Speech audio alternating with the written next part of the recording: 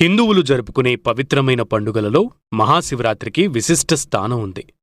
మాఘ బహుళ చతుర్దశి తిథి నాడు మహాశివరాత్రి పర్వదినాన్ని జరుపుకుంటారు. మహాశివరాత్రి రోజున ఉపవాసం, జాగరణలకు విశేష ప్రాధాన్యత ఉంది. శివుడు ఈరోజే లింగాకారంగా ఆవిర్భవించాడు. ఈరోజే శివపార్వతుల కళ్యాణం జరిగింది. స్కాంద పురాణంలో లింగోద్భవం గురించి విపులంగా వివరించబడింది. సృష్టి ఆవిర్భవించిన సమయంలో విష్ణుమూర్తికి బ్రహ్మకు మధ్య నేను గొప్ప అంటే నేను గొప్ప అని వాదన మొదలయ్యి అది కాస్త వారిద్దరి మధ్య యుద్ధానికి కారణమవుతుంది.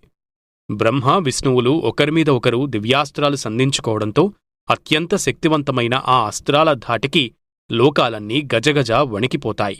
దాంతో ఇదే సమయంలో వారిద్దరి మధ్య పరమేశ్వరుడు ప్రచండ కాంతితో అగ్నిస్తంభం రూపంలో ఆవిర్భవించి వారితో ఈ అగ్నిస్తంభం ఆది అంతాలను ఎవరైతే ముందుగా కనుక్కుని వస్తారో వారే గొప్ప అని చెబుతాడు.